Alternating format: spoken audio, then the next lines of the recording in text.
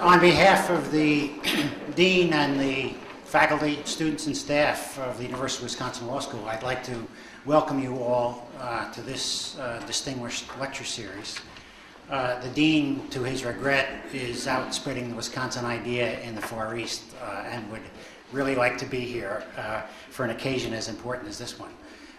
We've got a couple of very distinguished and important lecture series here at the law school, and this is certainly one of them. The Kastenmeier lectures have just enormously enriched the intellectual life of this institution and this campus. And we owe a real debt of thanks to Bob and the other people who have contributed to the many occasions that we've had like this one. This is obviously a very important one, and a subject that is obviously of great economic and intellectual significance. As I was thinking about it, it occurred to me it's almost hard to imagine a world in which the law that's going to be discussed here today didn't exist. When you think about the great usefulness of the inventions that have been created on this campus and in other places, the thought that they would not have been transferred into the economy and into the economic life of the country is almost hard to imagine that it wouldn't be so. Yet there was a long period of time where it obviously wasn't. So we owe a real debt of gratitude to people who pushed this bill through and made it the law. Congressman Kastenmeier, somebody I worked with when he was in Congress, he chaired a subcommittee that, ironically enough, included prisons and intellectual property. I wasn't much interested in the intellectual property part, but I greatly appreciated its significance. And Congressman Kastenmeier certainly brought wisdom and judgment and effectiveness to all aspects of his work in Congress, including, obviously, his work in intellectual property. He's among the most distinguished graduates of this law school, and obviously served this country in many, many capacities over the course of his very distinguished career. I want to welcome him. I also want to welcome Senator Bai and our other distinguished speakers, who I will leave to others to introduce. But again, thank you all for coming, and on behalf of the law school, a very warm welcome to you, and especially to Congressman Kastenmeier. Thank you.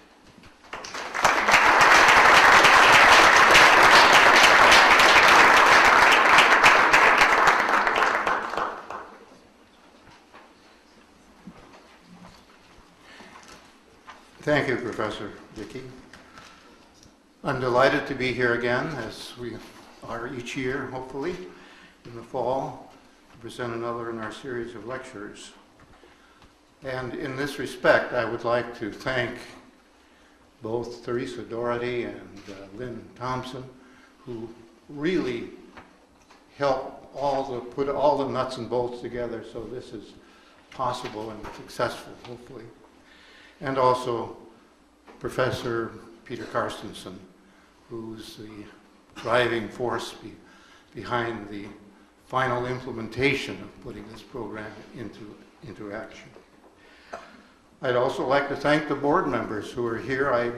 My vision isn't good enough to single you all out, but we have a board of about 10 or 11 members who get together and help really put the program together once a year.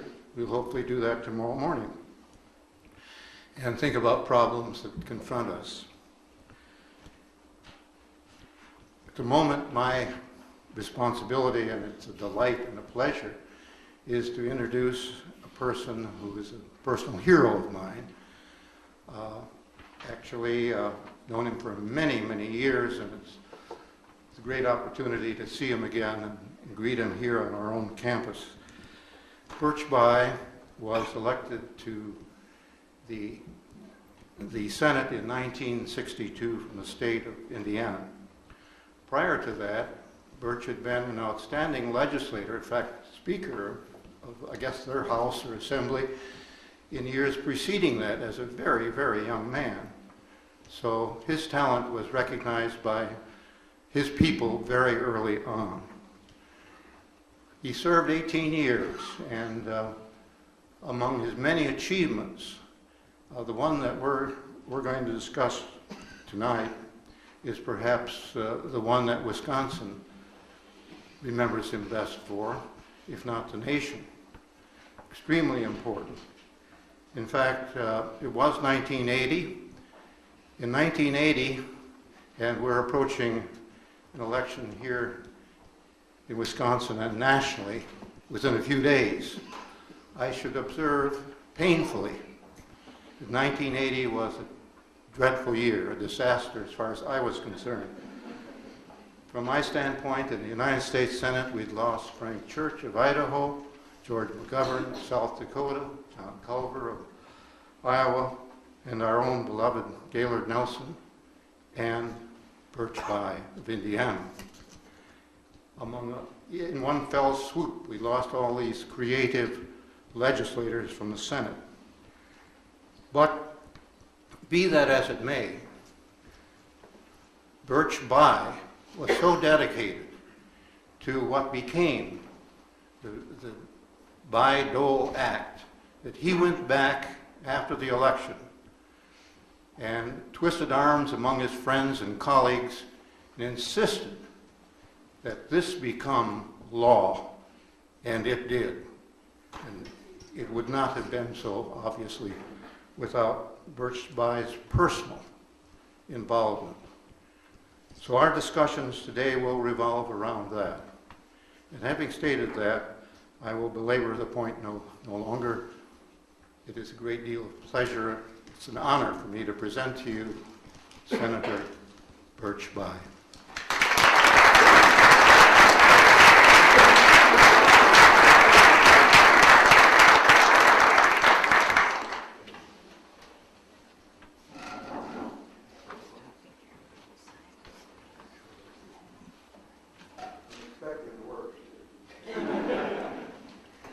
Bob, thank you very much for that thoughtful eulogy. I'll tell you, when you're out of office, as long as we've been out, I'm sure you have experiences that you can tell, but there's some strange things happen to you, particularly if you have another member of the family that's a generation behind you in the same old venue. I had spent the last almost 4 weeks out in Indiana campaigning for three hopefully members of the Congress in Indiana's 2nd, 8th, and 9th. And so my vocal cords are a little raspy. It's because I've been spreading the message, for better or for worse. But, you know, there's a lady that grabs you by both arms and says, "Didn't you used to be Birch Bayh?" Bob, I'm not sure how you answer that question. I guess I am, and I still am, or I was, and I still am, or I wouldn't be here with them and all the rest of you. And then there was this fellow, one of these major events, Party Faithful, and I was there to sort of stimulate the troops. And this gentleman that I shook hands with, and he was eating his fish, he wouldn't let go of my hand. He looked at me in the eye and he said, "I worked for your dad 40 years ago."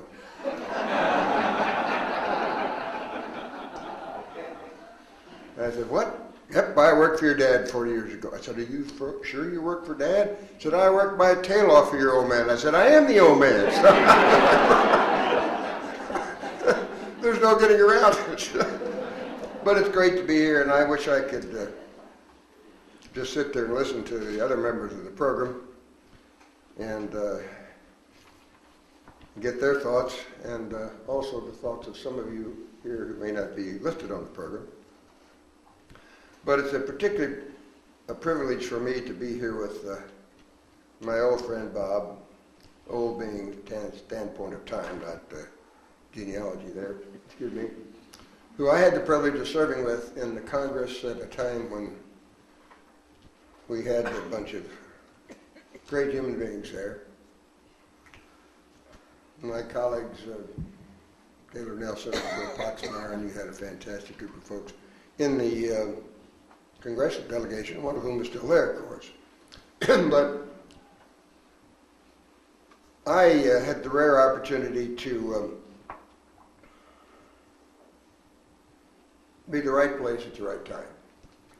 And as you know, anything that is as complicated as Bayh-Dole is, there are a lot of people that are involved in making it successful. And there are a lot of people today involved in implementing it, which are probably a lot more important than those of us who were participating in the writing of it. Let me just share some thoughts. I want to get quickly to the point so I don't belabor it.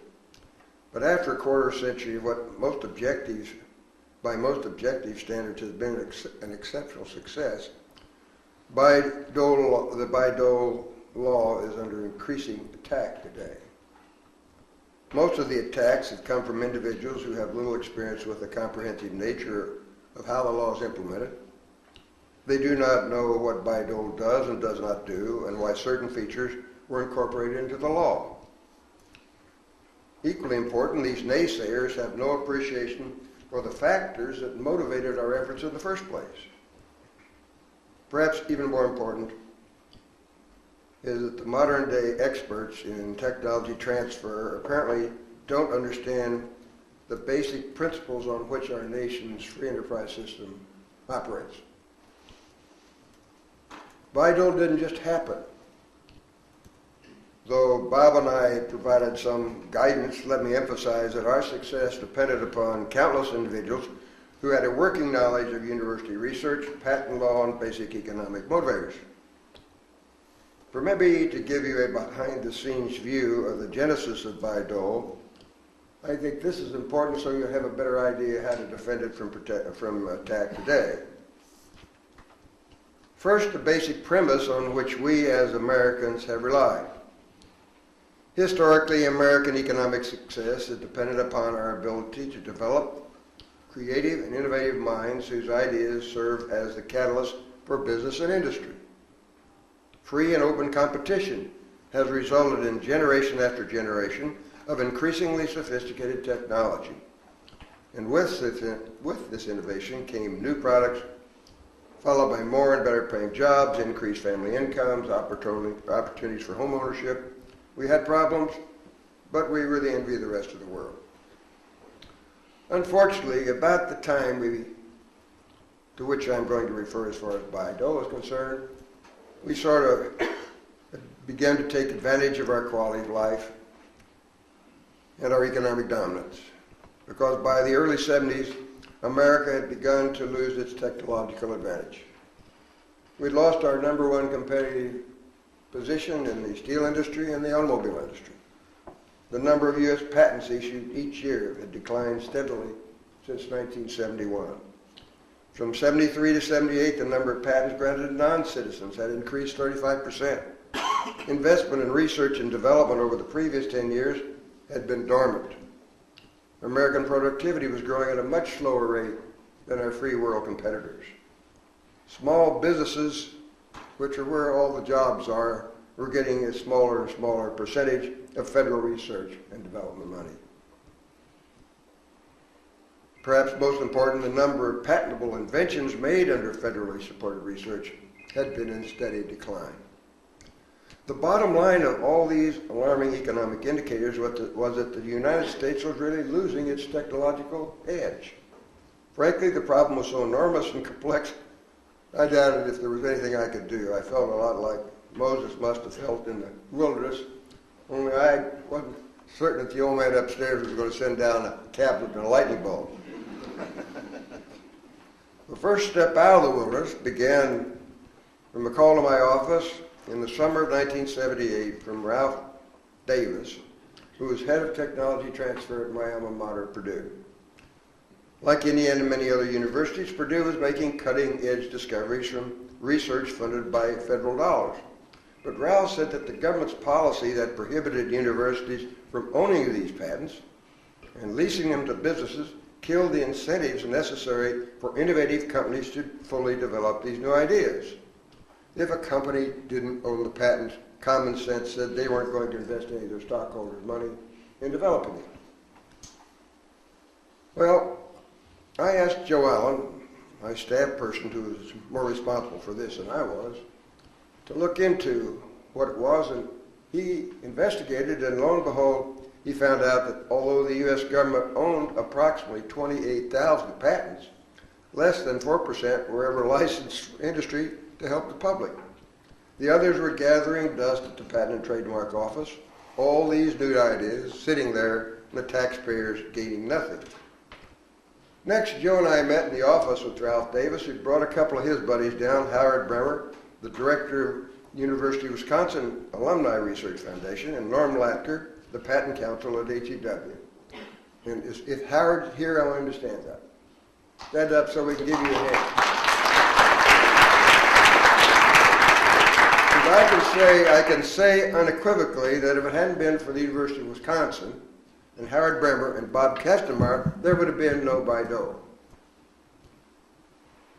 Having said that, it's important, the collective vision of you and Ralph and Norm really was critical to our success. After hours of thinking through the problem, trying to determine what would work and what wouldn't work, we finally came up with legislation designed specifically to take advantage of innovation found on our research campuses and the entrepreneurial skills of small businesses. The legislation was straightforward. Universities and small businesses would retain ownership of the ideas they developed through government-funded research. They could license such patented ideas to industry at large for commercialization and would receive royalties. The inventors, usually professors, would receive a share of the royalties if they would continue to assist in developing the patent to the marketplace. Who knew more about what needed to be done than the person who came up with the idea in the first place? The Bayh-Dole bill was introduced and the legislative journey began, but it was far from a cakewalk. First, Senator Russell Long from Louisiana, the chairman of the Powerful Finance Committee, told Joe Allen, "This is the worst bill I've ever seen." I wonder what he really thought. That's the way Russell approached problems. You didn't have to worry about what he was thinking. Russell believed if the taxpayers funded any research, the government should have total ownership to the ideas produced. He believed he was protecting the taxpayers. Russ was one of my good friends.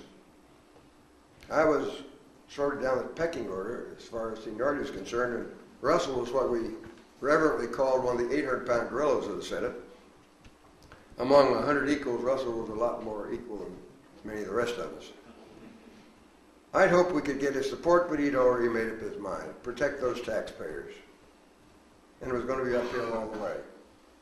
Now, the second hurdle was from a gentleman by the name of Admiral Hyman Rickover, father of the nuclear Navy. One evening I was sitting at home, and my wife said, "There's a fellow by the name of Admiral Rickover on the phone." I said, "What?" He said, "Admiral Rickover wants to talk to you, and he's rather anxious about doing it quickly." Well, I tell you, PSC Birch Pie clicked his heels and went to the phone right away. And,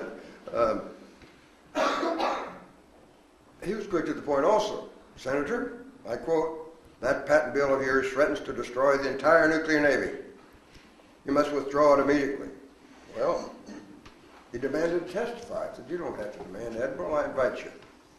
And he did, and his theory was the same as Russell's, that if the inventions were paid for by the taxpayers, they should be available to any citizen to use or not to use as they saw fit.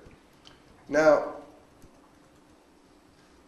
the Long and Rickover logic, of course, ignored the fundamental economics of bringing an idea or product to marketplace from the private sector.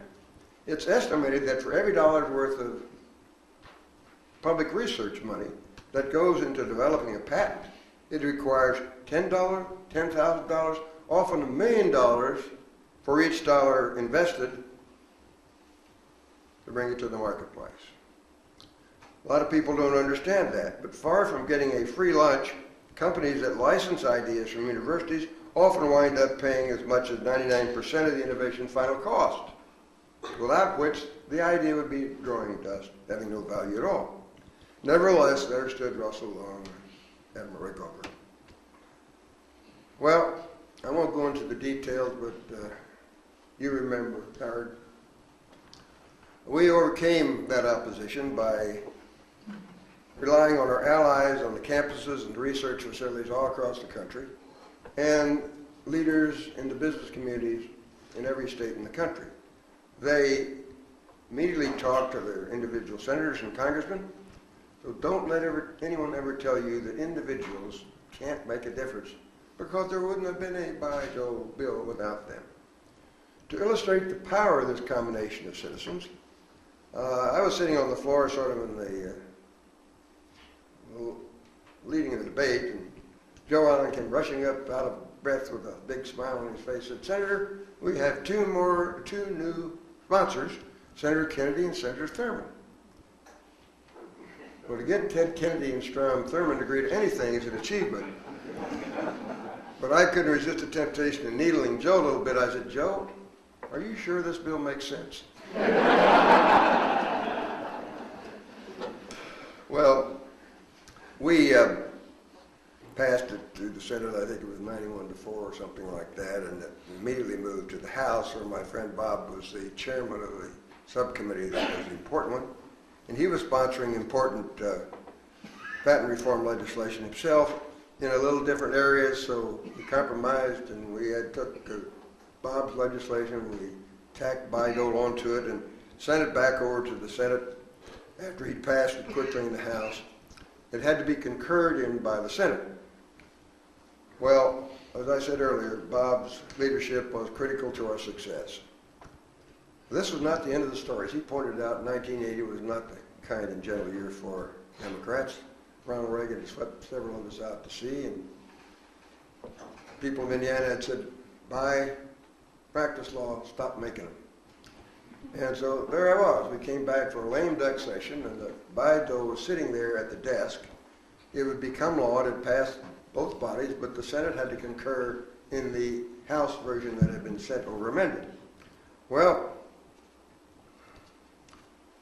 we waited and we waited and we waited, because Russell Long had used a parliamentary right that each senator has of putting what we call a hold on the bill that's at the desk. And if he had persisted in this, we wouldn't have had any bill at all. Now, the clock was ticking on this lame duck session. It was not very long. In the afternoon of the final day, we got a call from Russell Long. He said, "Birch, really sorry about the election." He commiserated me at length, and he said, "Oh, by the way, take the vote on that damn patent bill. You earned it. And we'll miss you in the Senate." And the rest is history.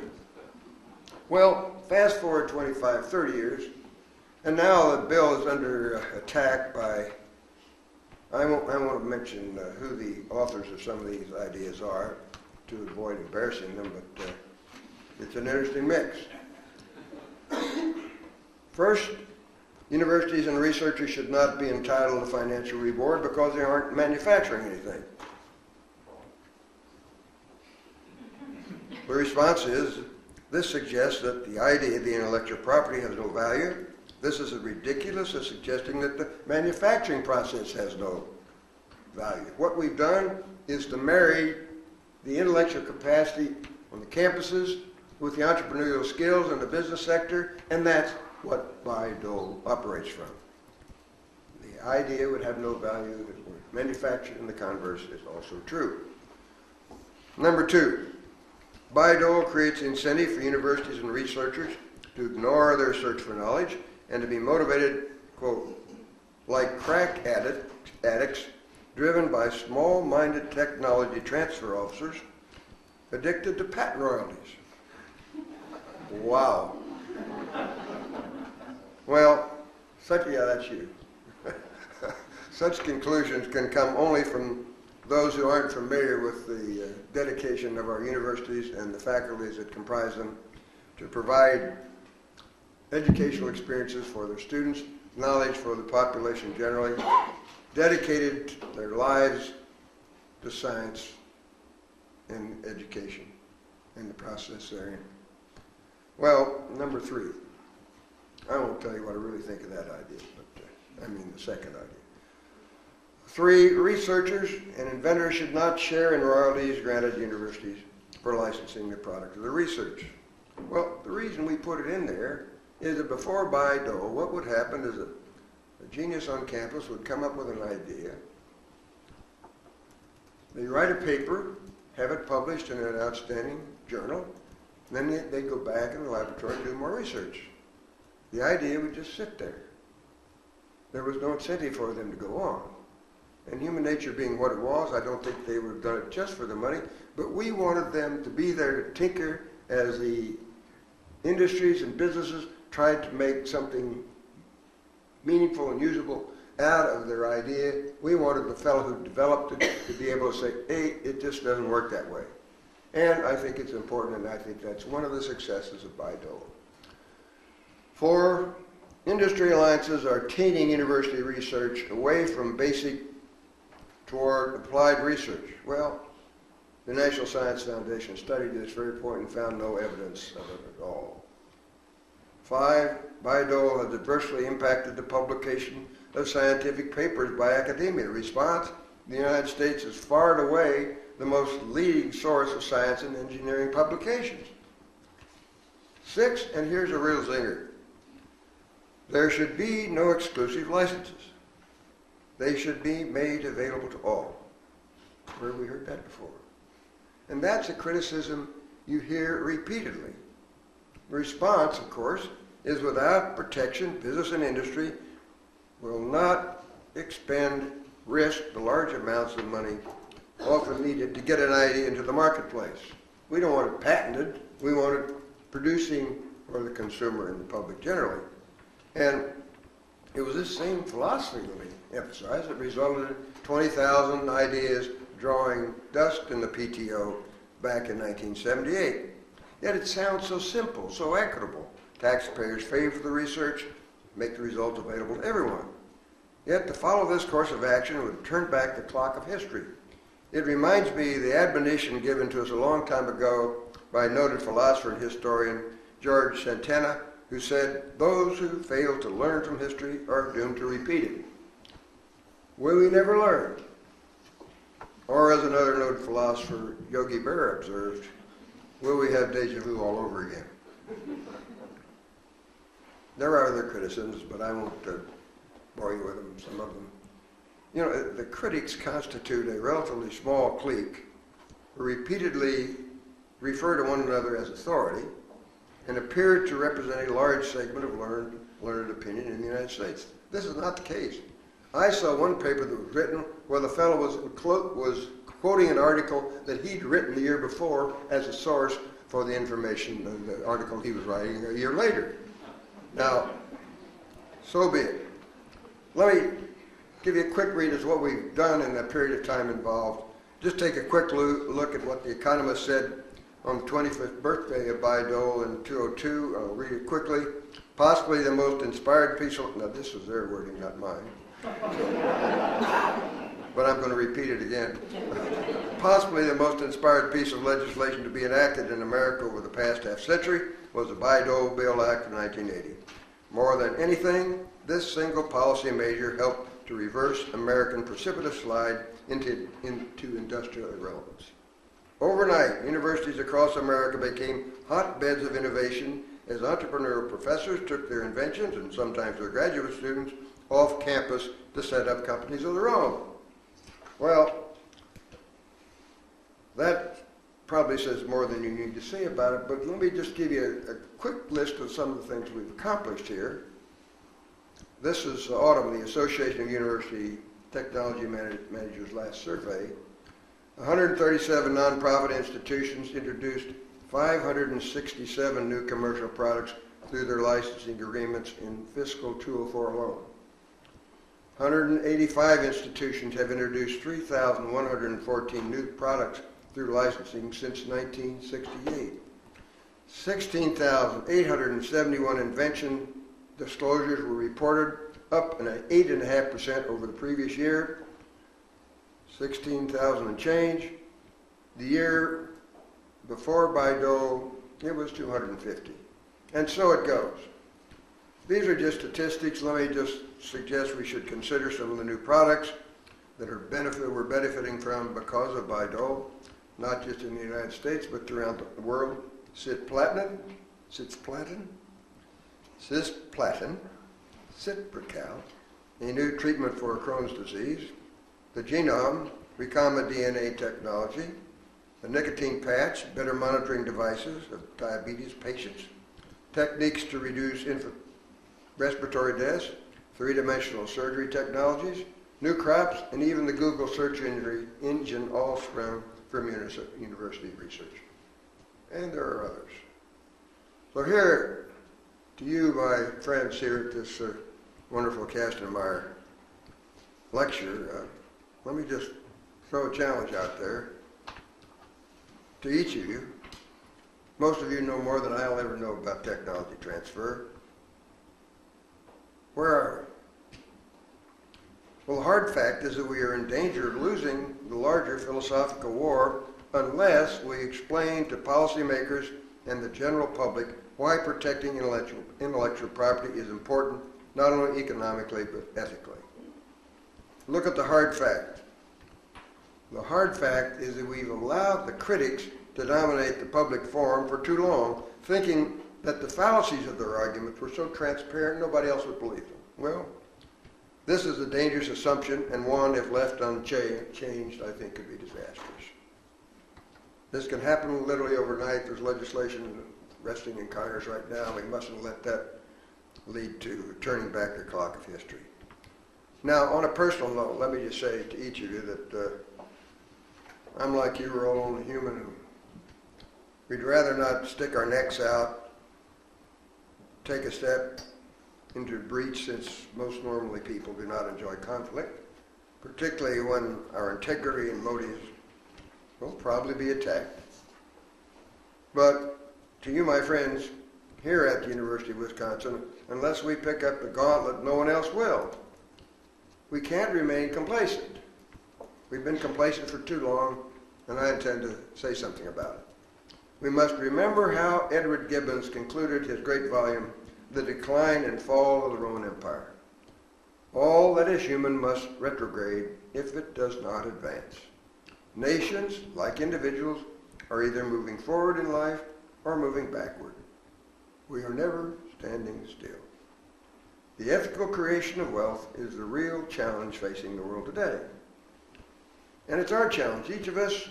And for those of you who be timid and doubters, let me just throw one thing that impresses me more than anything I've heard about the importance of individuals, and that was a response given by a Protestant pastor by the name of Niemöller, Martin Niemöller.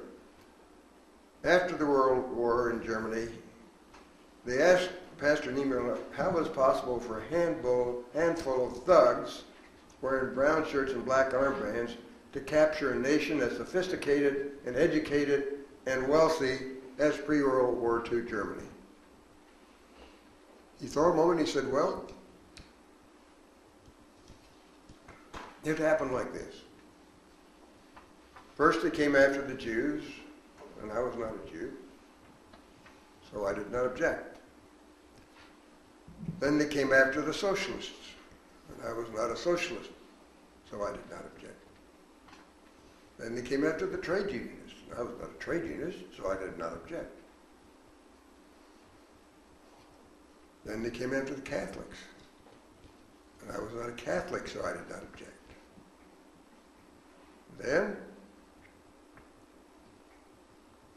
Then they came after me.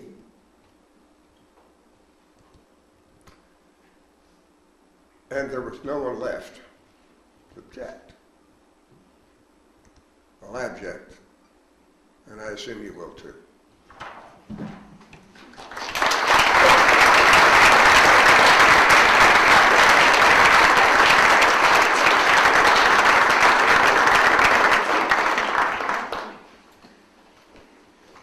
Thank you, Senator Bott.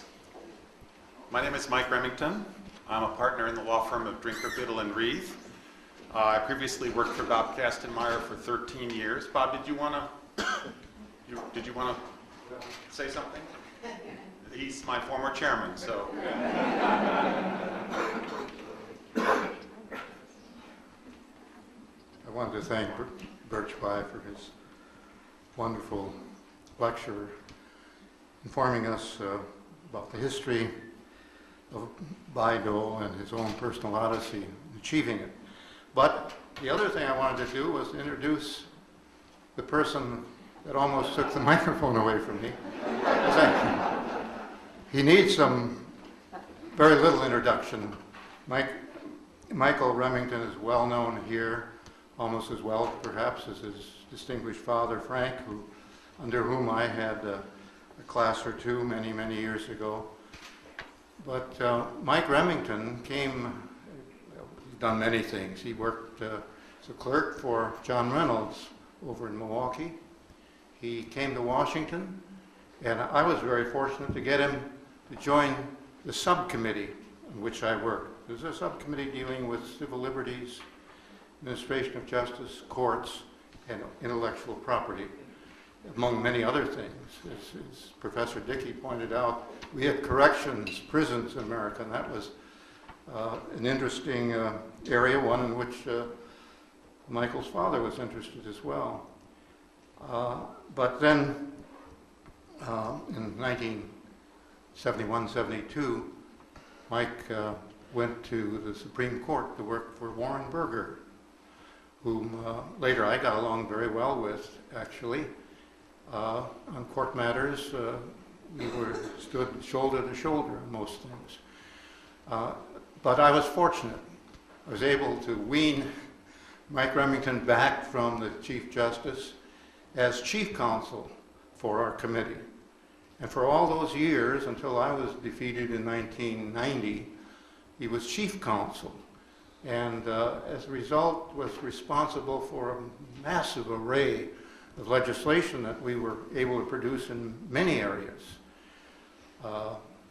He became, as often people do, an expert in intellectual property, in patents and copyright, as well as all the other areas that he was familiar with.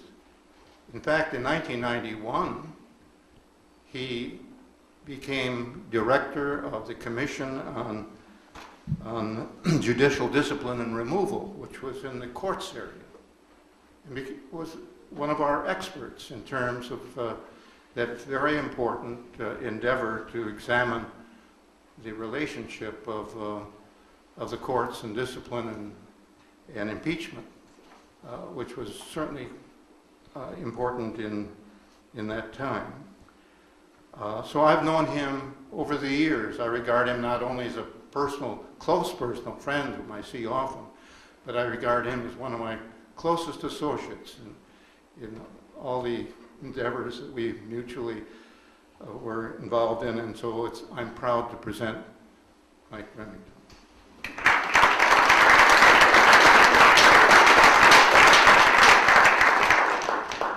That was the nicest introduction of an introducer to the next speaker I've ever heard. And now I have to just say that it was a great blessing for me to work with the likes of Bob Kastenmeier, work for the likes of Bob Kastenmeier and Senator Bai. And in 1980, when the Bayh-Dole Act passed, Walter, you'd be pleased to know that I was working on corrections because my workload in the Carter administration was courts and corrections, and it wasn't until I returned to the subcommittee that I drew the short straw of patents and semiconductor chips and copyrights.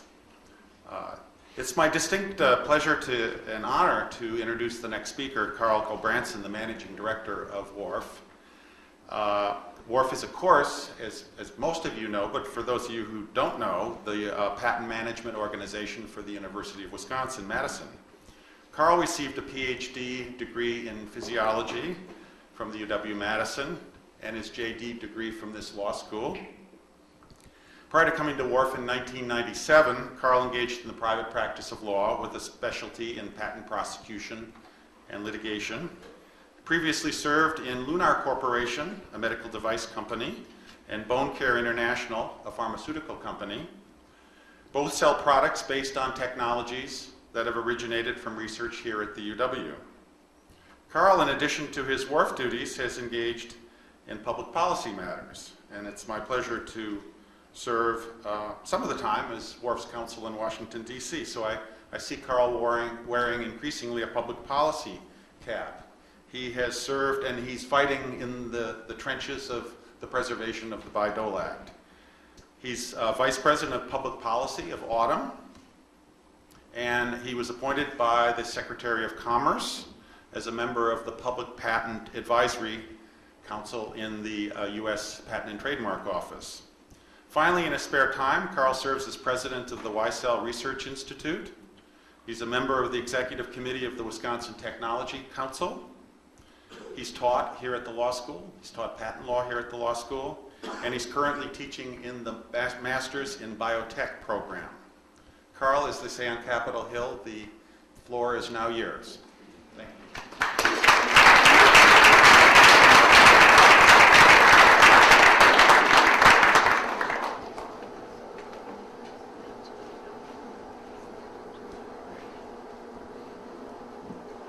Can I move this so that I'm off to the side here? So turn this on. Everybody hear me?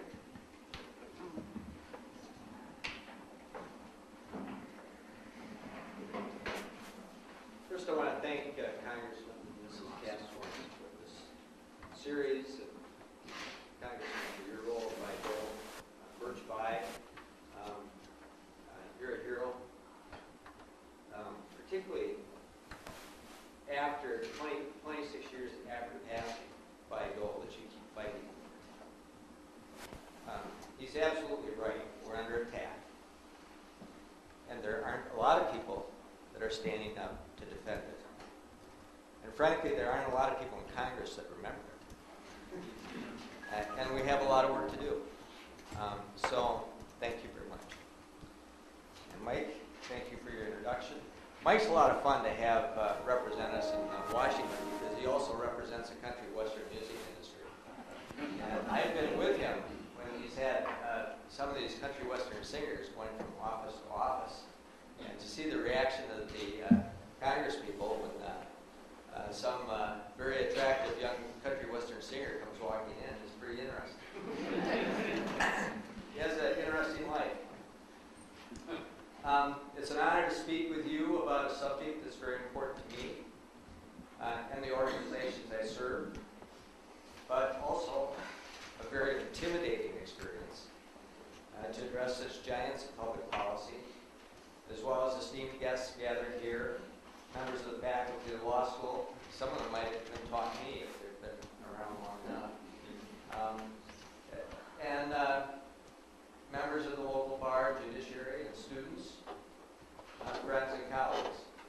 When one discusses the Bayh-Dole Act, named after two highly respected U.S. senators, Birch Bayh of Indiana and Robert Dole of Kansas, a gravitational force inevitably pulls one toward the Senate, rightfully so. It's a truism that the Senate took the lead. Senators Bayh and Dole were the original co-sponsors. But to enact legislation, the U.S. Constitution requires passage of identical bills by a bicameral two-house legislature with presentment to the President for signature.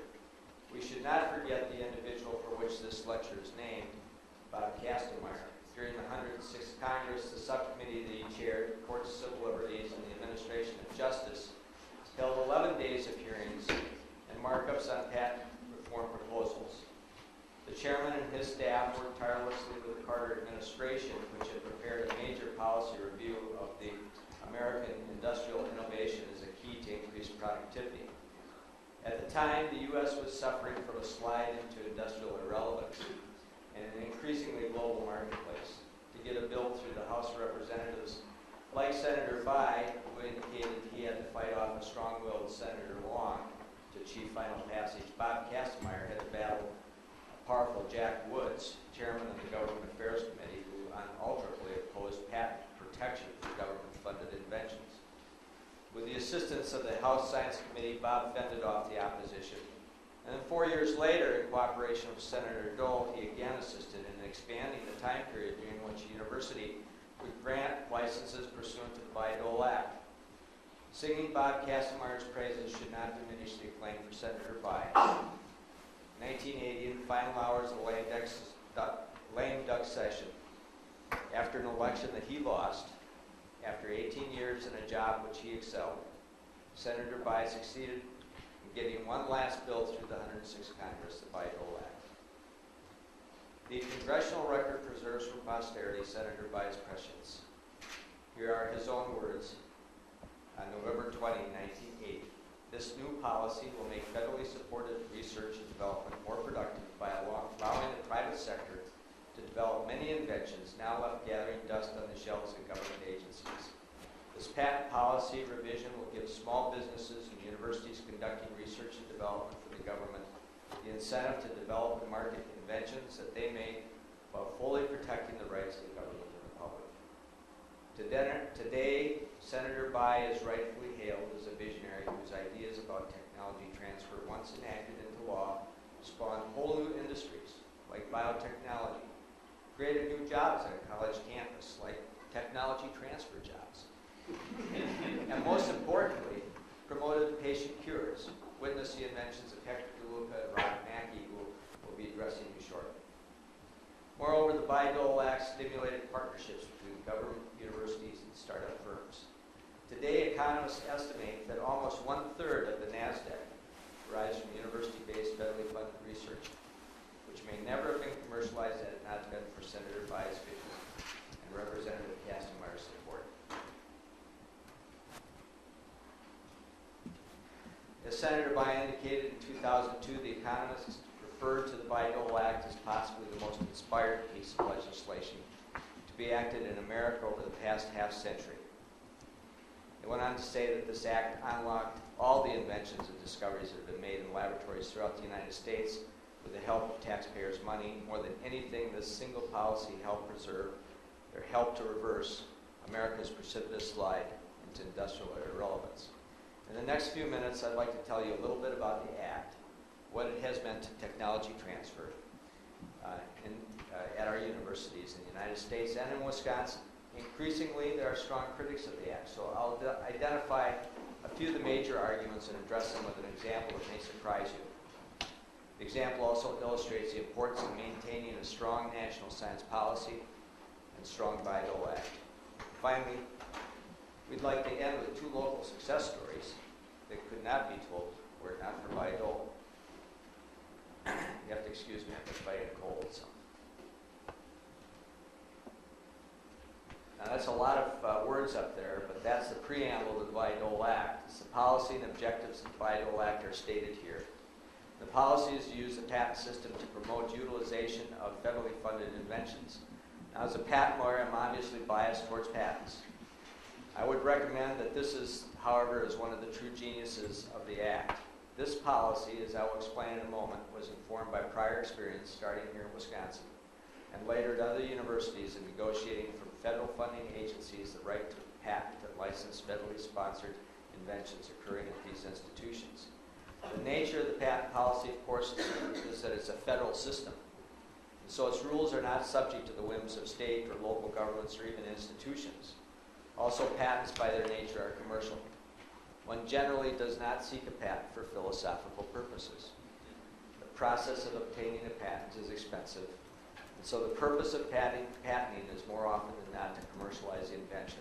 Certainly this is true for universities, as the Act requires that universities protect the rights of the federal government, permit the institution to take title to the invention, but provides no funding to the institutions to do this, to obtain the necessary patent protection. So universities are not going to do this unless they're sure that they can get this invention commercialized. The objectives of the Act are many, and I intend to highlight just a few that I consider of major importance. As I hope to show you in the next few minutes, the objectives of the Act have been and continue to be realized, I believe, beyond anyone's prediction. 3 major objectives of the Act that I consider key are encourage collaboration, favor small business participation, and maintain local control. Let's look at these a little closer. Encourage collaboration. A major objective of the Act is to promote collaborations. It was recognized that universities do not themselves develop and make products for commercial sale. and yet the research being funded at the universities should be used to benefit the public, both through the products that are made and also in terms of stimulating the economy.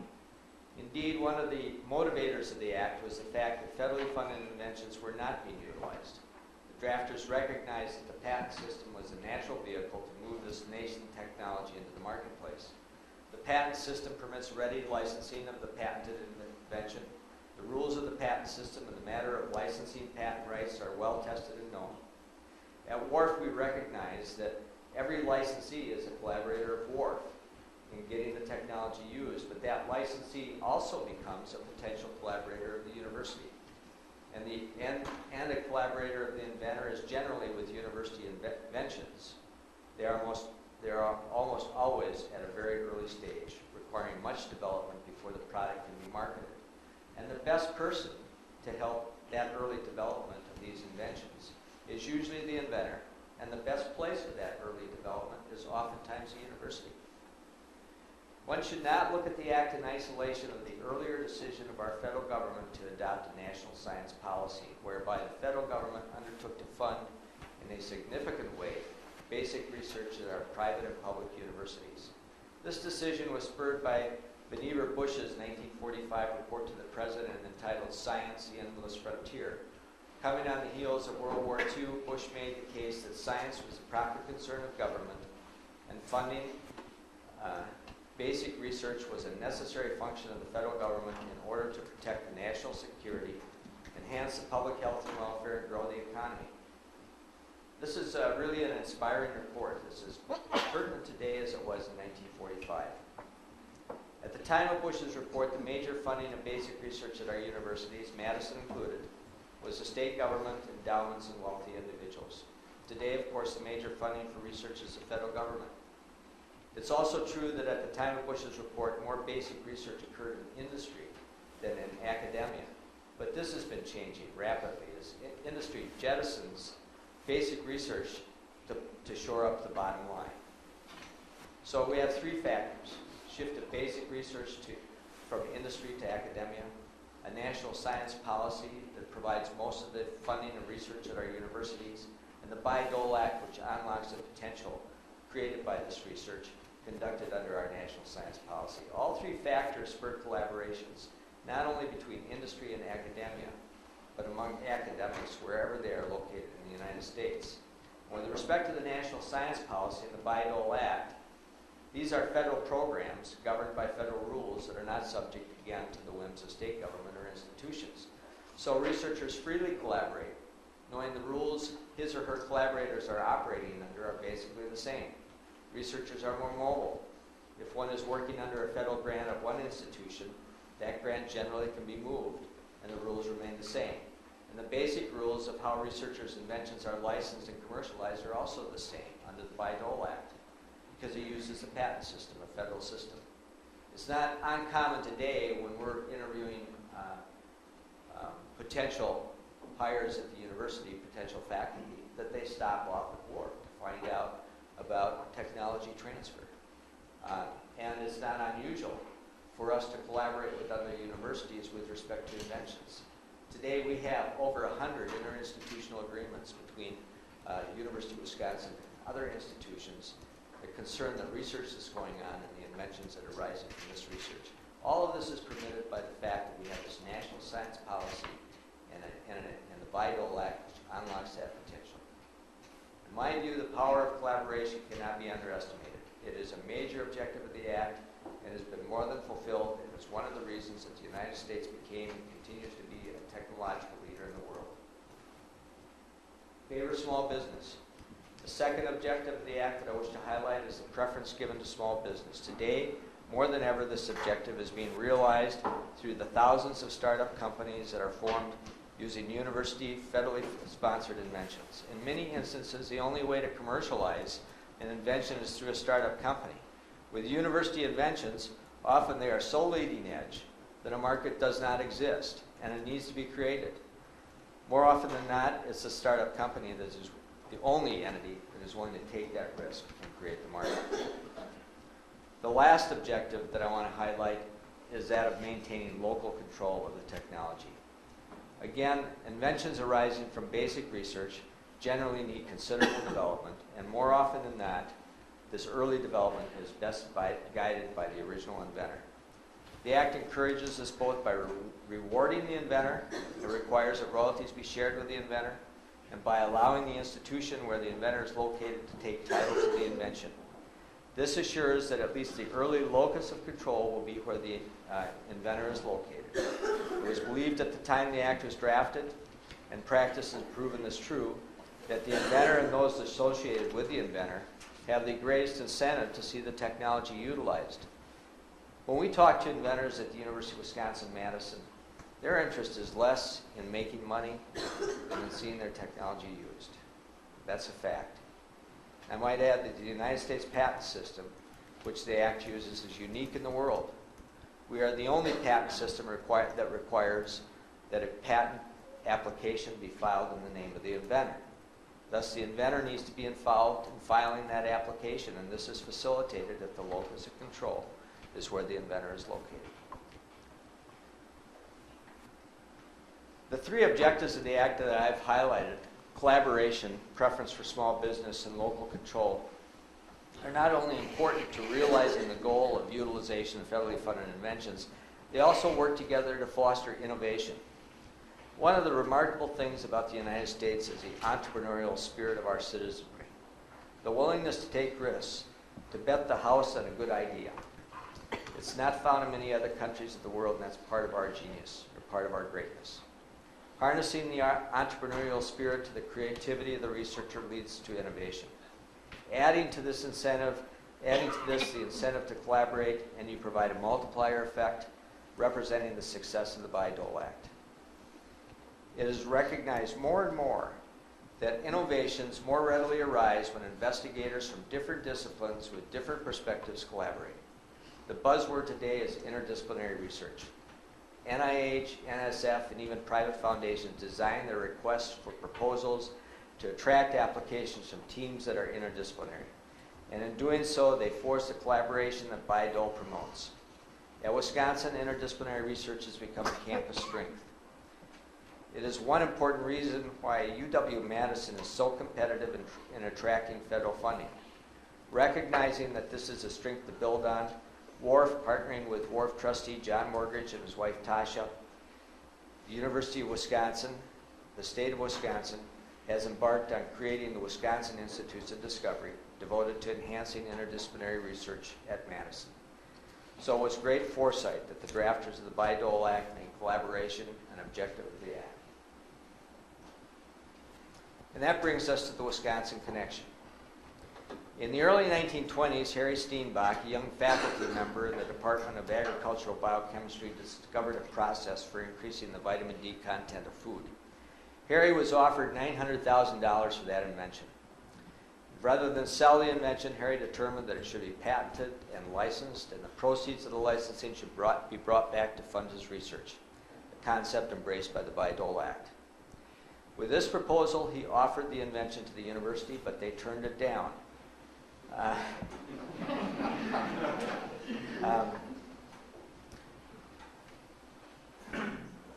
On advice of the Attorney General, the university informed Harry that it had no authority to spend the Regent's money on the intellectual property of a faculty member. Rather than suffer rejection, Harry, along with 8 friends, all alumni of the university, founded WARF, Wisconsin Alumni Research Foundation. Harry assigned the invention to WARF. WARF patented and licensed the invention, which made millions of dollars throughout the 1930s and essentially eradicated rickets as a health problem in the United States. The proceeds from Harry's invention not only funded his research, but helped establish an endowment that continues to help fund research here at the university today. The relationship between WARF and the university, where the university sticks to research and academics and WARF handles the commercialization of university technology, has remained unchanged since WARF's founding. The mission of WARF to support research at the University of Wisconsin-Madison has remained unchanged, and how we accomplish that mission has also remained essentially unchanged. In 1960, Howard Bremer arrived at WARF as its in-house patent counsel.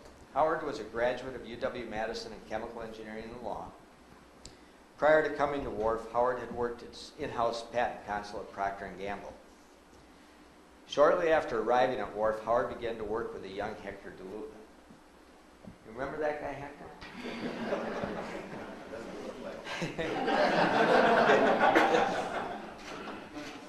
Hector was the last graduate student of Harry Steenbach.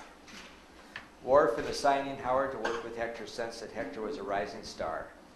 One of Howard's tasks was to negotiate for further rights for the Department of Health, Education, and Welfare, the predecessor to NIH, each time Hector was awarded a grant. Hector was awarded a lot of grants, so Howard worked awfully hard. The deal was to negotiate for further rights that would entitle Wharf to take title to and to patent Hector's inventions arising out of each particular grant. The negotiations were tedious and the outcome was never certain. Because of this, a decision was made by Wharf and the university to seek an institutional patent agreement with DHEW that will permit the university to take title to inventions arising from all DHEW grants, alleviating the need to negotiate each one. Working with Bill Young, a political scientist at the university, Howard negotiated for 6 years with DHEW and ultimately succeeded. Then Howard worked another 5 years with Ruben Lorenz of the university to negotiate a similar agreement with NSF.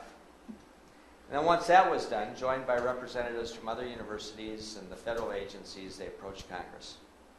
With help from Norm Lacker, a lawyer at DHEW, and the support of Senator Bayh and Congressman Kastenmeier, the Bayh-Dole Act became law in 1980.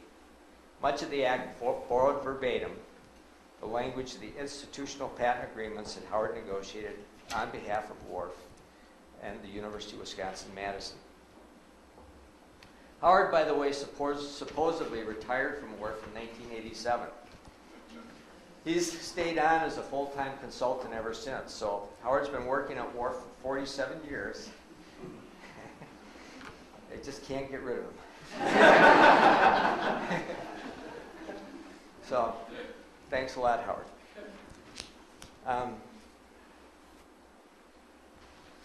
A year ago this past March, Wharf received from the President of the United States the 2003 National Medal of Technology. I realize that's 2 years late, but with the problems the present administration is experiencing, that's probably not too bad. The National Medal of Technology is the highest honor awarded by the President of the United States to America's leading innovators, individuals, and companies. The purpose of the National Medal of Technology is to recognize those who have made lasting contributions to America's competitiveness, standard of living, quality of life through technological innovation. Wharf was nominated for the award by the American Chemical Society. Wharf is the only organization of its kind to have received this distinction, and one of the reasons Wharf received the award was for its role in passage of the Bayh-Dole Act. It's worth commenting on the importance of the Bayh-Dole Act to the University of Wisconsin-Madison. Many of you may be surprised to learn that at the University of Wisconsin-Madison there is no requirement to assign to the university inventions that arise from research done here. In fact, Wisconsin is the only major research university in the United States that does not require assignment as a condition of employment. Just as when Steenbach tried to give his invention to the university, the policy of Wisconsin today is that the university does not claim title in a faculty member's intellectual property. Under the Bayh-Dole Act, however, the university has both the right to take title to the federally sponsored inventions and the obligation to protect the rights of the federal government in those inventions. Since the university does not take title, it has delegated that right to Wharf, and this is permitted under the Act. The Act provides that assignment can be made to an organization that has as its primary purpose the management of inventions. Now, why do you think that's in the Act? This is there, of course, because of Howard Bremer's involvement in the peculiar situation that exists here at Madison. Since most of the scientific research occurring at Madison today is federally funded, most of the inventions are managed by Wharf.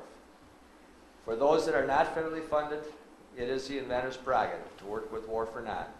This forces us to be customer friendly and value add. This is interesting, but it doesn't really explain the importance of Bayh-Dole to Wisconsin. The importance of Bayh-Dole to Wisconsin is the fact that the Act permits local control of the technology. Local control assures that the research can continue undisturbed at Madison and that further development of the technology will most likely continue here. To a great extent, local control of the technology helps assure academic freedom at Wisconsin, as Bayh-Dole does at all universities across the country. For our startups, Bayh-Dole assures that they can start up here in Madison. WARF has equity in 37 startups. All of them are based on federally funded technology. Because of Bayh-Dole, WARF was able to warrant to the startup that it had good title and could license the technology to the startup. If Bayh-Dole did not exist, that right would be held by some agency in Washington, and the likelihood of licensing a Wisconsin company would not be high. In spite of the good things I have discussed, there are a number of detractors to Bayh-Dole. Two of the most vocal are Rebecca Eisenberg, a law professor at the University of Michigan, and Artie Rye, a law professor at Duke University. These two professors have made a career of criticizing Bayh-Dole. And over the years, they've accumulated a large audience and, unfortunately, many supporters, most of them university academics.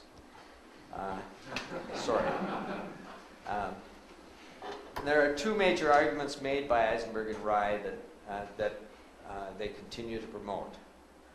One is that they argue that research tools should not be patented. They argue that the greatest portion of patent portfolios at universities are research tools. Number two, they argue that universities patent technology too far upstream. That is, in other words, at too early a stage in development of a product. So let's look at these. The research tools area has not been a problem. The NIH has promulgated guidelines which all universities are to comply with, including Wisconsin, and we do follow them. And there's no evidence that research has been stalled or frustrated because of the Bayh-Dole Act or because of the patenting of research tools. The charge that universities patent technology is too far upstream. Well, to some extent, I agree with that criticism, but this is a fact of university research. As I've stated several times already, university inventions are always early stage. Universities do not develop products. And at the same time, universities are open environments. We don't keep trade secrets. The goal is to publish what's discovered. So if you don't patent at this early stage, the ability to protect the invention later will be likely lost. This later utilization will probably be also unlikely. The real loser in this becomes the public, who will not benefit from the utilization of federally funded inventions. The solution offered by Eisenberg and Rye for these perceived problems is to move control back to Washington. In their model, Washington will be the gatekeeper. Washington should determine what is or is not patented at a university or what is not licensed. This would be the undoing of Bayh-Dole. In my view, we should not trust the agencies to make better decisions about how a university invention is utilized than the universities themselves. Following the Rye and Eisenberg solution would have a stifling effect on research and would frustrate universities' ability to start companies, one of the major objectives of Bayh-Dole. A few other comments about Eisenberg and Rye's criticisms. They cite little, if any, empirical data to support their perceived problems. In fact, with regard to the perceived problems that the patenting of research tools will frustrate or stall research, David Mowry of the University of California, Berkeley, and Arvids Sadonis of the University of Michigan have found that patents covering basic research tools or early stage discoveries have little, if any, effect on the direction of university research. They do not stall research, and they do not block research. And what is the reason? The reason, according to Mowry and Sadonis, is that researchers really don't care about patents. Now, even if they know a patent is covering something they do, they will freely infringe. And neither universities or companies enforce patents against other universities. In spite of the fact that our U.S. Supreme Court in Duke versus Mady has said that there is essentially no research exemption from infringement for universities, in practice, and again, regardless of what the Supreme Court has said, Here in the United States, we have a de facto research exemption. So Eisenberg and Rye's point that the patenting of research tools is bad for research just doesn't pan out. Eisenberg and Rye also point to the area of human embryonic stem cells as an example of why Bayh-Dole should be changed. But this is misplaced, as we'll see in the next slide. The first reason is that the reference to human embryonic stem cells as an example of why Bayh-Dole should be changed is wrong, is that the basic patent covering human embryonic stem cells, which Worf owns, is not subject to Bayh-Dole. The federal government did not sponsor research to derive human embryonic stem cells. It was illegal to use federal money. The research was in fact paid for by a private company, Geron. And in return, Geron received certain exclusive rights. Eisenberg and Rye and many others criticized Worf for this. And they're free to do that, but they should not criticize Bayh-Dole because Bayh-Dole did not attach. It would be fair to criticize the federal government for not funding this research.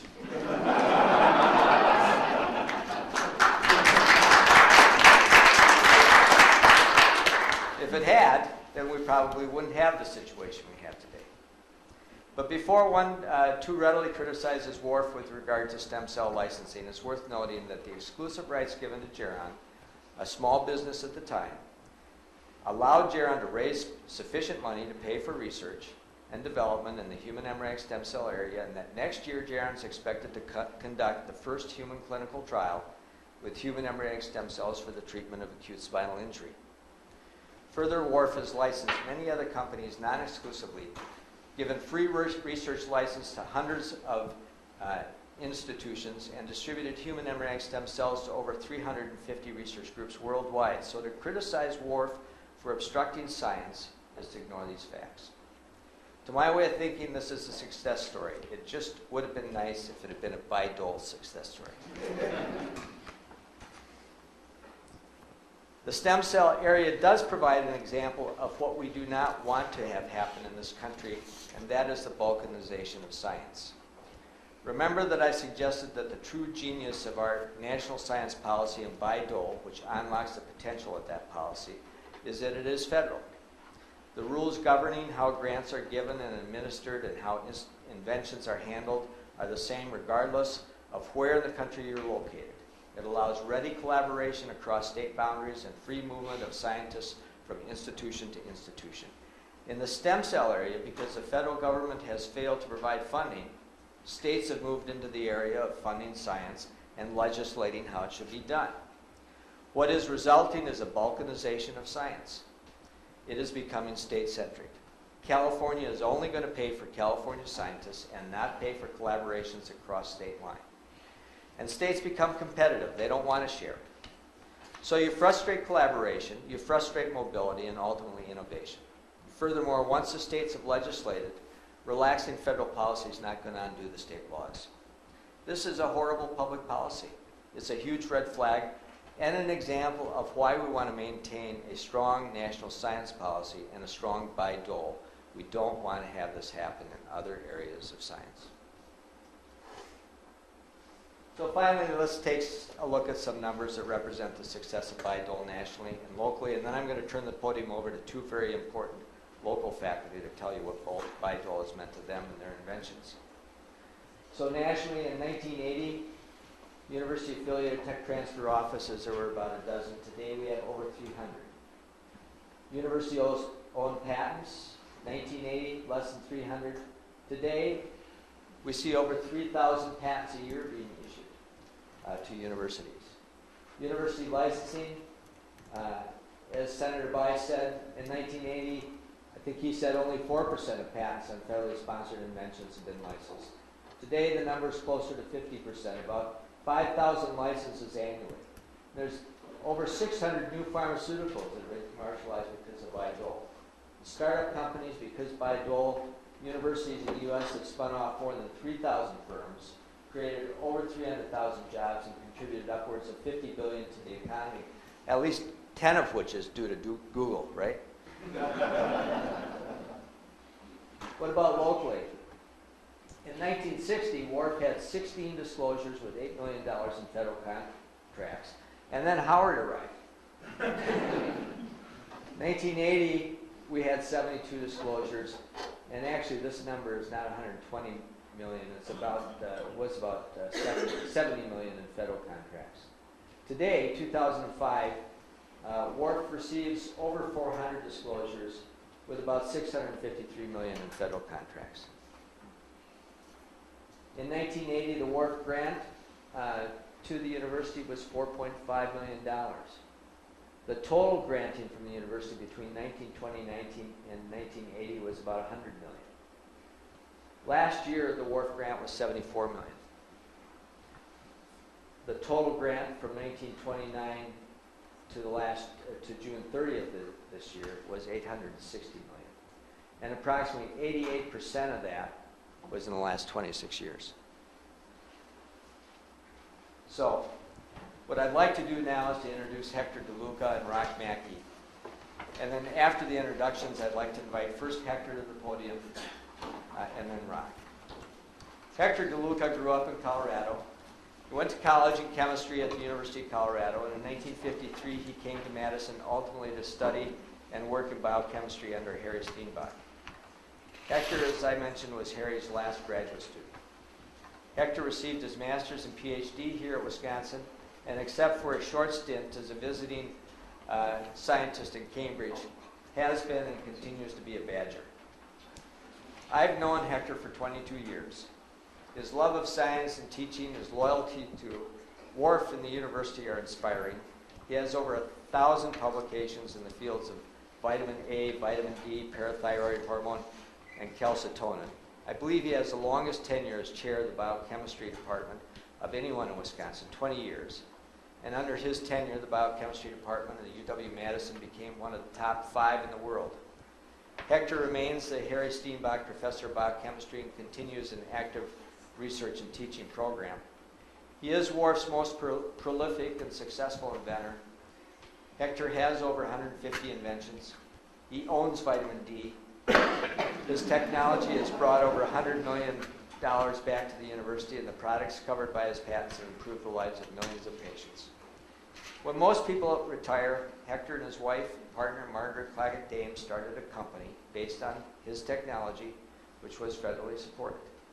This company, Deltanoid, is one of WARF's most successful companies. Thomas Rockwell Mackey, Rock, like Hector, is also a transplant. Rock grew up in Canada, and I know he's a proud Canadian citizen, but he's also a Badger. He received his undergraduate degree in physics at the University of Saskatchewan and his PhD in physics at the University of Alberta. He came to Madison in 1987 to work in medical physics, in the medical physics department of the medical school, because in his words, it was the oldest, largest, and easily the best medical physics department in the world. Rock is a professor in the departments of medical physics, human oncology, biomedical engineering, and engineering physics. He's a walking interdisciplinary department. Rock has over 100 publications and dozens of U.S. patents that thankfully he's assigned to WARF. I've known Rock for about 12 years.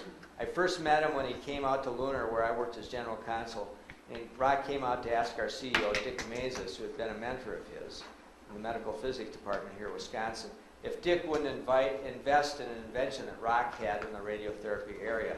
I remember Dick telling Rock that the invention was too complicated, would be too expensive to make, and no one could afford to buy it. Dick, to his loss, did not invest. Rock, however, is the founder of another of WARF's most successful companies, Tomotherapy, and I'll let him tell you about Tomotherapy, but will only add that it would not exist today were it not for Rock's perseverance and tenacity. And that is why we need local control.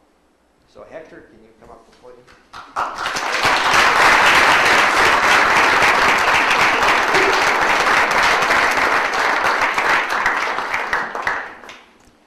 Thank you, Carl, Senator Bai, Representative Kastenmeier. It's a distinct honor and pleasure to be here before you. You are the giants. You have created something which all universities in all states should be grateful. So with that, I'd like to talk a little bit about the pre-Bayh-Dole. By the way, Carl, I don't have any professors that taught me here, so I know about pre-Bayh-Dole. So if I see if we can. Before 1958, although there was federal, there were federal funds floating into universities, it was pretty minimal, and most of the work was supported by industrial or gifts from foundations, various ways of patching together research. And of course, the WARF was created in that kind of an environment, and it was Department of Biochemistry was very successful in having a number of patents go through WARF. But what happened in 1958 when the Russians put Sputnik up? It scared our congressional leaders, it scared our industrial leaders into believing, and maybe rightfully so, that the Russians were passing us in technology. This led to a flood of federal monies coming into research through the NIH, NSF, and other pathways. The hidden ghost in all of this was the federal control of all intellectual property, which, as Carl aptly points out, academics weren't concerned with for the most part. But it was a very, very major problem for economic reasons. So what happened during that period between 1958 and 1968? Virtually no patents were filed. There's no reason to file them. Nobody was going to gain anything. Nothing was being developed, but the papers were being published, and foreign companies were helping themselves to technology paid for by the American taxpayer. So that was the picture. As a young scientist, and I don't even recognize myself in those pictures, I went to Howard Bremer because we had just discovered this new form of vitamin D, and I asked Howard, well, you know, let's patent this thing. And he said, no way. You have federal money in your lab, it's not going to happen. But he said, I do have a friend at the NIH that he's going to talk with and see whether we could get this released. And that was, of course, Norm Latker, who was a very important figure in battling this federal grasp or federal control of intellectual property generated at universities. And they were successful in releasing the first patent, which was in 1968. Immediately, this patent was grasped up by two companies, one foreign and one U.S., and the product still exists in the country. So that said, look what can happen if the federal government were not in control. WARF was able, not in 1968, that date is incorrect, much later, WARF was able to reach an institutional patent agreement with WARF, and we were able to get more vitamin D patents issued during the subsequent years. And immediately upon the most active form of vitamin D that the body produces, we were able to secure 4 licenses, 2 U.S., 2 foreign, which were very, very important for a lot of reasons, as we will see. And of course, you heard WARF's eventually getting to the point of having an institutional agreement with NSF, and thanks to Senator Bayh and Bob Dole and Bob Kastenmeier, the Bayh-Dole Act happened. So what does this mean to me as a scientist? I would not be at the University of Wisconsin today if it were not for the events that you saw in the Bayh-Dole, because I would have gone to industry. I like to see whatever we discover make its way into the hands of the public. I'm a translational person. And so that's an extremely important aspect of the work that I have chosen to do.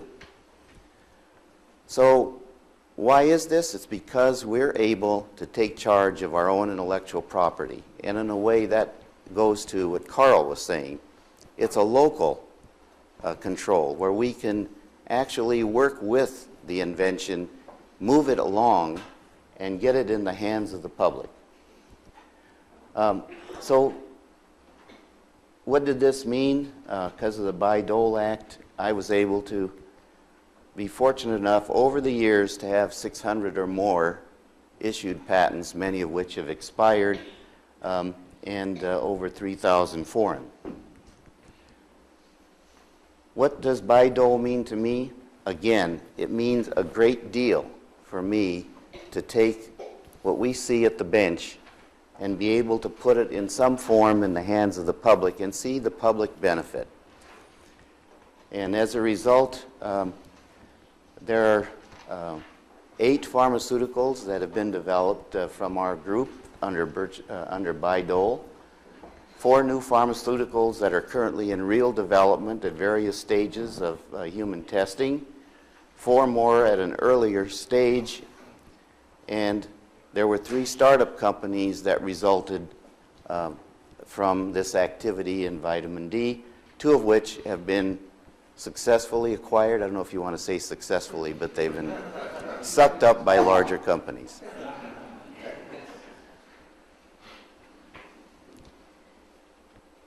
And it's important that now, because we're able to file patents and put them in the hands of industrial developers, that now we're going to benefit the very nation that funded the research in the first place and the taxpayers who paid for it. Has been said so many times here that they gathered dust and nothing ever happened. Well, what could be worse to the taxpayer? Cisplatin not being developed. In our case, Zemplar not being developed. It also provides a way for us to repay the state of Wisconsin, the university, for constructing the facilities and making possible this research, bringing together students, faculty, postdoctorates that will carry it out. And my final point is that translational factor acts as an excitement in fostering further research, in my case, and I think in many cases of academic people. So with that, I'd like to say thank you very much for everything you've provided for us. Thank you.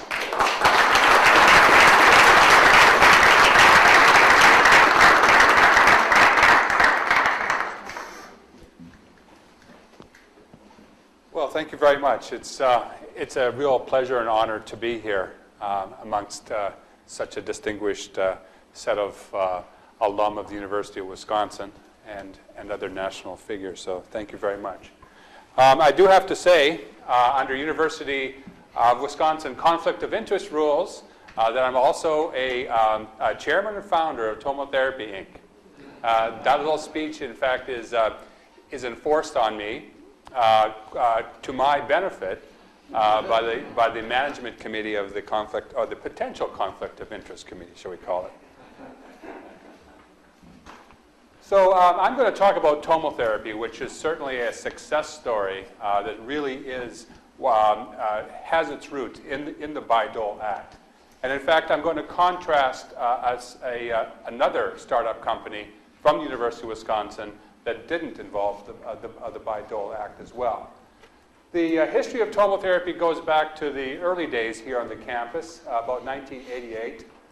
But we really didn't do much with the ideas because we frankly thought that they were a little bit crazy. And as Carl pointed out, other people did as well.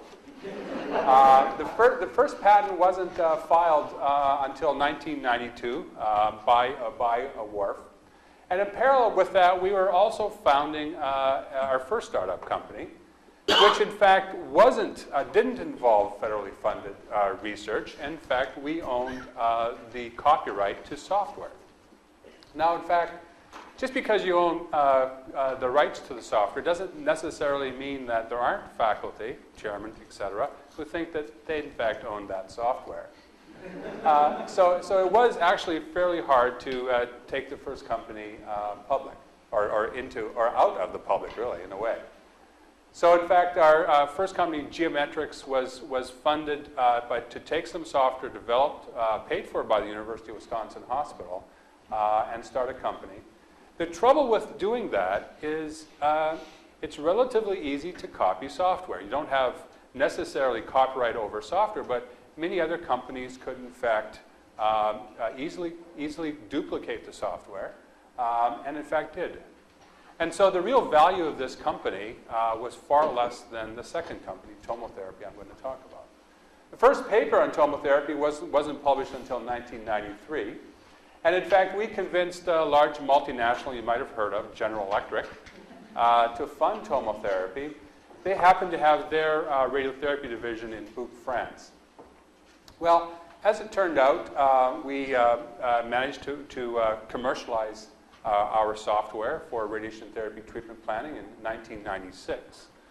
By the way, what we got for it was probably 1/100th of what it was worth.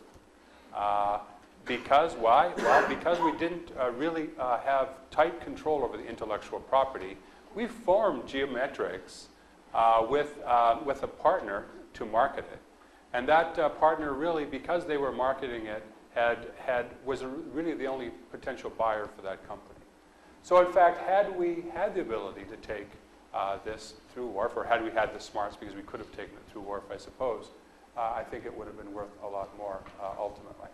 But anyway, GE got out of radiotherapy in 1997, and that left our research program high and dry.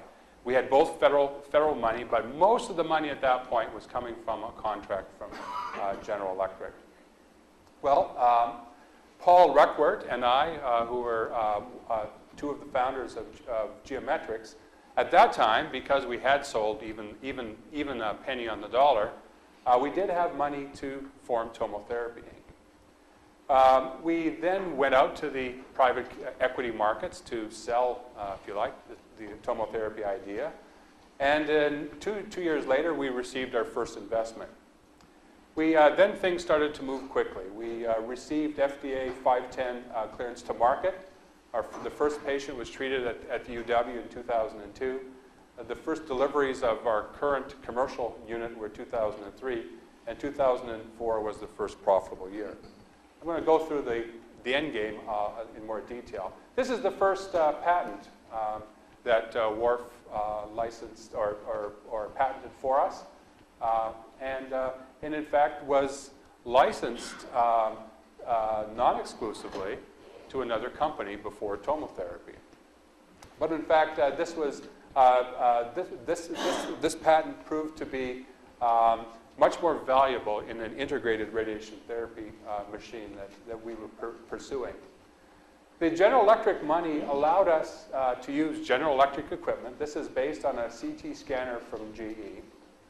They give us basically the hardware, including a CT scanner gantry and a radiation therapy detector for doing CT scans at the time of treatment. This, though, was put together at the University of Wisconsin at the Physical Sciences Lab at Stoughton, Wisconsin, in the largest university machine shop in the country. Really, it's the machine shop that built Fermilab, built much of CERN, and is in fact building the world's largest experiment, the ice cube at the South Pole.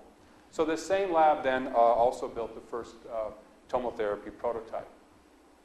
In fact, I was pretty proud of this. This is when it moved to the UW Radiotherapy Clinic in 2001. A local boat builder in Madison built the covers for it. It's in fact a foam core construction that you use to build boats so the boats don't sink. But in fact, it's a fairly nice soundproofing cover. The first patients were treated in 2002 at the University of Wisconsin, and you can see we were all very, very proud of our achievement. Well, this is what the tomotherapy unit looks like today. It's an extremely modern design. It consists of a linear accelerator at the top. to provide radiation therapy and the X-rays for also CT scanning the patient just before treatment. So in fact, tomotherapy is able to provide extremely precise radiation therapy. Here's a lung case from the University of Wisconsin, and avoid the lungs on the contralateral side, on the opposite side, as well as the cord and the esophagus. And it's one of its major features is the ability, just before treatment, to take a CT scan of the patient. Here you see a merged CT scan. The green is the CT scan just before treatment. The gray is the CT scan that was used to plan this radiation treatment. And you can see they're merged together. In fact, the operator then merges one image onto the other to verify the position of the patient or to change the setup of the patient. One of the other things you can do is extremely complicated treatments that would only have been done with, for example, proton radiation therapy at very expensive facilities. Here, you can see we're treating the retina of the eye, but in fact, not we, but a clinic in Tulsa. And in fact, this is done on a child, and you actually have to treat both retinas in these kids, even though there's only one involved at the moment. This is probably one of the most complicated cases you could ever dream of. These sorts of treatments were only performed and can only be performed with tomotherapy. The idea here is to treat the entire bones of the patient, and yet spare the brain, spare the thyroid, spare the lungs, spare the liver, spare the kidneys, and spare the small bowels. In fact, the first patient that was treated at City of Hope in Los Angeles, the nursing station called down a couple of days after the treatment started and said, "There's something wrong with the machine, it's not working." And the doctor said, "No, we're sure it's working. The physicist is telling me it's working." No, the patient's not getting sick. and so a couple of more days passed by, and the blood counts dropped just as they should, because you're preparing the patient's bone marrow for a bone marrow transplant. This is what tomotherapy is today. We operate in 2 large buildings on the west side of Madison, about 150,000 square feet in total. We have more than 475 employees. We have 15 radiation vaults, as many as our competitors in the field. We're shipping about 6 systems a month at a price tag of around $3 million. There's 21 worldwide parts centers. We're operating in 19 countries. We're the #1 high-end vendor in radiotherapy, and there's about 90 units operating around the world, including 4 and soon to be 5 in the state of Wisconsin. This year we expect to get more than $130 million in revenue and growing rapidly. Last year was about 75. In fact, I think I have this chart. So it was about 75 last year, about 40 the year before, about 50 the year before that. So we're still in a kind of an exponential growth phase. Well, I want to talk about intellectual property in the startup company. Basically, you must have the IP secured before you can go out and raise money. You either have to have the copyright for the software or patents for devices and processes. Because investors really link the valuation of the startup largely on the basis of the intellectual property. If you don't own the intellectual property, you have no basis to start a company. And that's a simple economic fact. Tomotherapy has exclusive or co-exclusive rights to the key patents owned by Wharf. Not all exclusive, some co-exclusive. These, in fact, is the patent portfolio. It's a little out of date. I think there's even more than 100 patents here. But in fact, the main ones are still held by Wharf, and we're still contributing, probably this year, more than $1 million in patent revenue back to Wharf, and growing fast. So what about the Bayh-Dole Act and its relationship with the University of Wisconsin? In fact, what it did is assign public rights for those patents to Wharf. In fact, the UW, as Carl pointed out, does not endorse a work-for-hire ethic here. And in fact, professors who write textbooks at the University of Wisconsin get to receive royalties from the textbooks. And so the university felt that maybe they should have the right to patent and receive royalties as well. But in fact, what the Bayh-Dole Act did is gave Wharf then, and I found out why today, Wharf would have suffered, I think, without this provision with respect to other university tech transfer firms.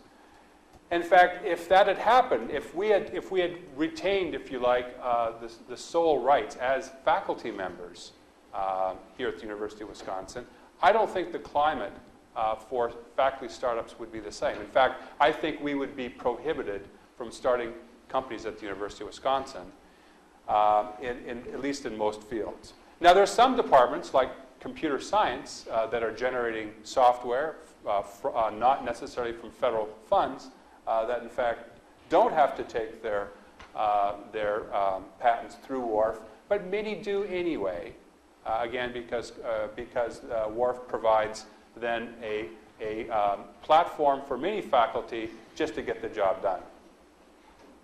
And I think if faculty owned all the IP rights here at the University of Wisconsin, we'd have a bigger outcry than we have today. In fact, the climate then would be much different for startup companies. How does WARF help the spin-off companies? Well, they provide, in some cases, exclusive licenses to protect the investment. WARF does take equity to lower the costs of those licenses, and venture capitals approach WARF to get funding for the investment fund. So VCs come to WARF and say, we know you have this billion-plus portfolio. What is it, Carl? 1.5 billion? 1.6 billion. So they want WARF to invest in their VC funds. And WARF says, well, tell you what, we've got a faculty member who wants to start a company. Maybe you should talk to him while you're pitching your ideas to us. And I'll tell a little bit more about my experience with that in a moment. WARF has a reputation for defense of their patent portfolio. As a matter of fact, Siemens Corporation challenged WARF for the validity of the tomotherapy patents, not once, but twice. They appealed, this is Siemens, appealed in Germany to a German court to throw out the rights for WARF to have our patents. And WARF won. WARF was willing then to send 2 of their attorneys. They were willing to send me as well, but I couldn't go. And they didn't need me. They won the case. Well, in fact, I have great memories of being on the 14th floor of the WARF building at the boardroom of WARF, pitching ideas to venture capitalists. And these are some of my favorite quotes from that experience. We like your idea, but you'll have to move out to California to make this a success. Your company does not obey the one-flight rule, meaning that there's no direct flight from San Jose to Madison, and so they're not going to come to board meetings, so they can't fund your company. You will not be able to get a good CEO to move to Wisconsin. As a matter of fact, we have a great CEO who was a dairy farmer who was brought up in Wisconsin, and Fred Robertson, I think, would certainly argue the case that Wisconsin is not a good place because, in fact, he spent most of his adult career in California and moved back. Is there any way that you can structure yourself for e-commerce? Now, this is 1997 to 1999, where everything that the VCs were funding had to be e-commerce. And this is a local favorite. I can invest in a $4 billion per year our web-based meat brokering business. Why should we invest in you? And this I think is my favorite. The health industry is going to crash. Nobody's going to get sick from here on in. You're part of the old economy. Nowadays, you need to concentrate on company valuation, not generating profits. And in fact, WARF helped us through, and was able to, on many occasions, also talk to the VCs. I'd like to tell you that we were funded by Midwest VCs. It turned out that we didn't have any of the folks who refused to take 2 flights here to Madison. Well, for a second, if you would, imagine a public domain world. Why would companies spend a fortune developing capital-intense products like tomotherapy without IP protection? Why would they do that? Would the U.S. have the #1 publishing movie and television industry if in fact they didn't have the rights to distribute and have their movies and LPs copied at their discretion and sold? Would the U.S. have the #1 software industry if anybody could freely just go and copy that software? A world without intellectual property would be a world without progress, art, and entertainment. And laws related to IP must be compared with laws related to land and other privately held property. Why would you want someone to come in and trample on land that you own? Why don't you have the right to protect your own property locally? IP is another form of property, and we shouldn't have laws that trample on that. Just as we shouldn't have laws to trample on other sorts of property that have even longer roots. So thank you very much.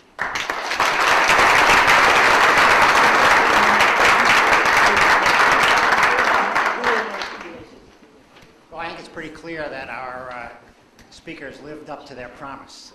It really was an inspiring set of stories here. I want to sincerely thank all our guests for the great contributions they made to science, health, and to our understanding tonight.